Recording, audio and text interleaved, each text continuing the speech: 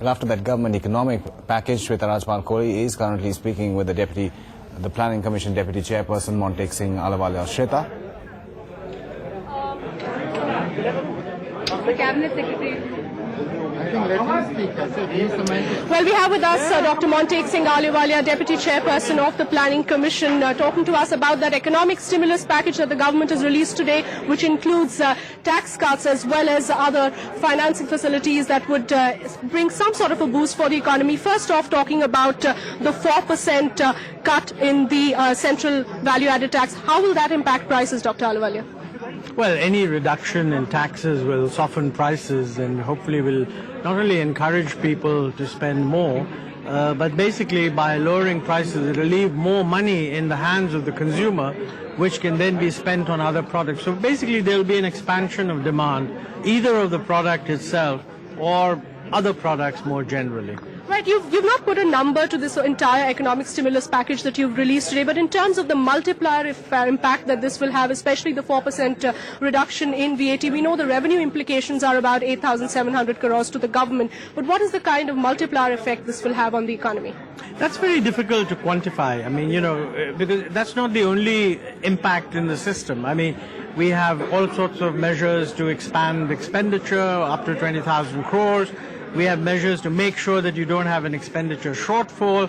We have measures to expand bank financing, which will hopefully stimulate infrastructure investment in PPP. And we have the excise tax cut. Plus a lot of other smaller incentives, various types of export-related incentives. It's not easy to link all this. I think you must view this as a comprehensive package, looking at a large number of instruments. We are pulling a number of levers, all of which I think will have the cumulative effect of ending up with a better growth rate than we otherwise would have had. Right, I'll just come to the growth rates bit in just a bit, but talking about again the 4% cut in the central VAT, how can we ensure that companies will really pass it on? Because we've been talking to a number of auto companies. They say the real problem for them right now is inventory pile-up. Well, one of the ways they can get rid of the inventory pile-up is to lower prices. I mean, if they don't lower prices, in a competitive situation where many suppliers want to sell, somebody or the other will lower prices and they'll get the benefit.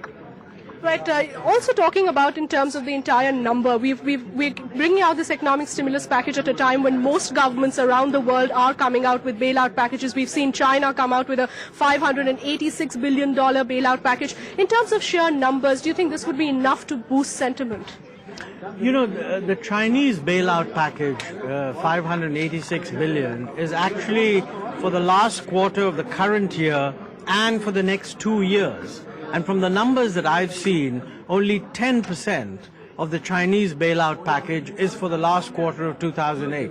So actually out of the 586 billion, for the current year, they're only going to be spending about 58 billion. They're a much larger economy than we are. So I think if you compare that, probably the Indian effort is quite comparable. Of course, we're talking about the current year. I do think we mentioned in the package that, similar stimulus will be needed in the coming year also. And I'm sure that the system will move in order to make sure that that happens. But for the current fiscal, do you think these measures will be enough, or can we see the government revisiting this entire package and perhaps another tranche of measures coming out from the government, given that the situation is really deteriorating? Well, there's very little time before the end of the current year, so I wouldn't be putting your hopes on getting further tax cuts. It'll take at least 6 weeks to 2 months for anybody to make up their mind whether the present package is working or not working.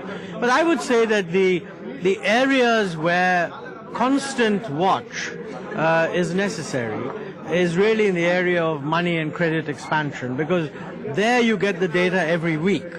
So I think the government will be looking at the whole thing, but I think as far as taxes are concerned, this should be it. Right, as far as taxes are concerned, this should be it. But in terms of growth rates, that's the real worry, Dr. Ahluwalia. All sorts of figures doing the rounds. The government's still very optimistic on how you would end the year.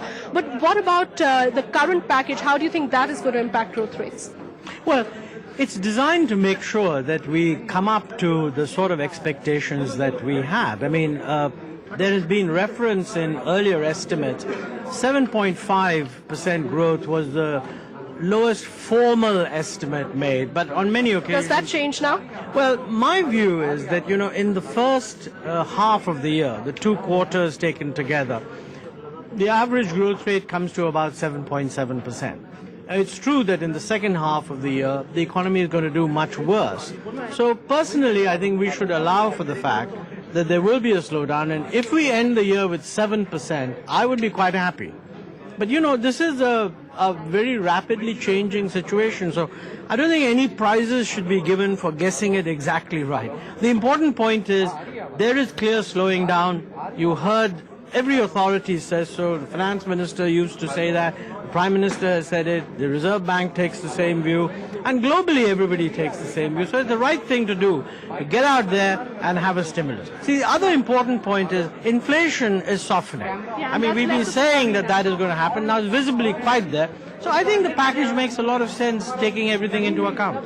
Right. One criticism of the current economic stimulus package has been in terms of infrastructure. We haven't seen the kind of spending we would have liked to see, just 10,000 crores by way of IIFCL. Do you think this would disappoint a lot of people? Because there was talk of big figures, 50,000 crores, 75,000 crores coming, that kind of additional spending by the government in infrastructure projects. Well, the 10,000 is additional to what was being planned already. And if the 10,000 is used to refinance bank financing, then it will become 20,000 crores. And what we have said is that if there is need, because the key thing about infrastructure, particularly in the public-private partnership mode, that's where we've got a lot of projects lined up. We need to create a financing environment that is supportive so that they can get closure. As far as public investment is concerned, we are going to step it up. But it is not easy in 3 months' time to step up 50,000 crores. So really, the stimulus has to go beyond the current year into the next year. And I think in all the work that is being done, it's something that will have to get reflected in next year's budget at the appropriate time.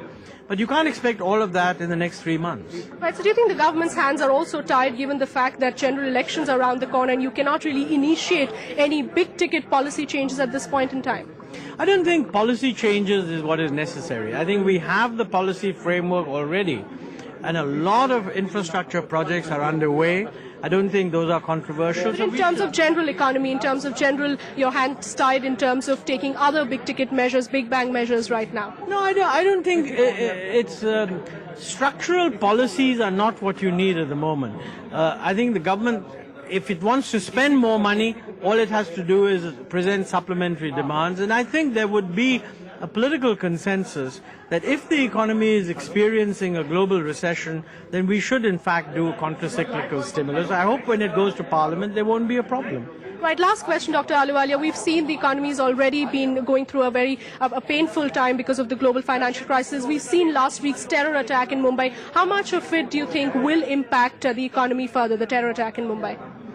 Well, that is, of course, a terrible incident, and well, immediately it occupies the mind. I would hope that, once people look at it in perspective, while the shocking nature of that attack, etc., is very much on everybody's mind, I don't think that it affects the longer-term prospects for the Indian economy.